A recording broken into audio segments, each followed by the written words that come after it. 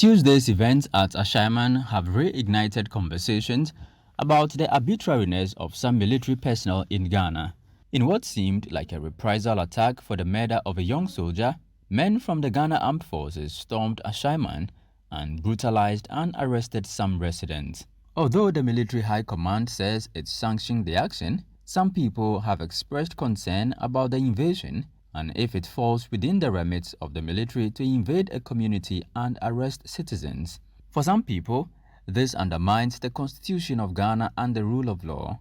Security analyst Colonel-retired Festus Aboagye, however, believes political authority is to blame for the misapplication of the mandate of the military, just like it was done in the Ashaiman invasion. The failure of the state also lies in the failure of governance,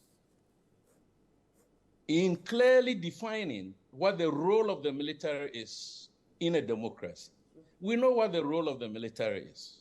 It is prescribed in our Constitution, Article 210, and I think 215, and so on, and other regulations, the Armed Forces Act 105, and so on.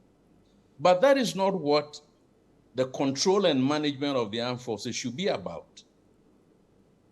My argument is that in a short span of time, just about 3 years, we have seen an ascendancy of the state of Ghana misapplying the Ghana Armed Forces. Yes. One, let's go to Ayawaso West Wuogon, 31st January 2019. That is a classic example of how the state abuses human rights.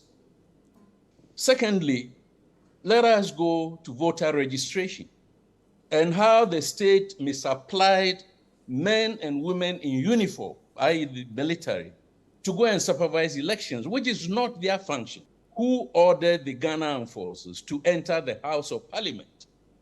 Till today, nobody in government has had the moral courage and the decency to come out and say, I, Obintin or Asimesi, ordered the military to go there. My argument is that when the state misapplies the Ghana Armed Forces, for that matter, the military and other security institutions, it's only a matter of time that those institutions will misapply their mandate. And that is exactly what we saw at Ashaiman. Colonel-retired Aboagye also questions the understanding of the political class on the various tenets of democracy and calls for governance reforms to reorient the various actors of the mandates for the various security agencies. The blame must be laid squarely at the door of the political class. And I'm arguing that it is high time we did what I want to call governance sector reform. A lot of our men and women who are politicians don't understand some of these tenets, what democracy means, what rule of law means, what military subservience to political authority and so on. They don't understand. If they did, then there must be, once again, a deliberate reason why they are not obeying those tenets. So we have a problem on our hands. Yes. And I think the way to go about it is not to blame the Ghana Armed Forces. We are all humans.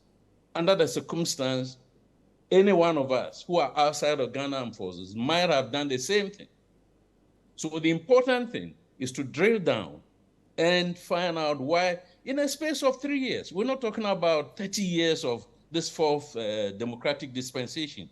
We are talking about 3 years. And you can count so many incidents where the political class has misapplied. I cannot imagine that anybody can order a soldier to carry the handbag of an electoral committee. I can understand. Neither can I accept that any soldier must escort an electoral commissioner.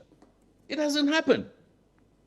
So it is a political class, either out of ignorance or whatever it is, who are undermining this democracy.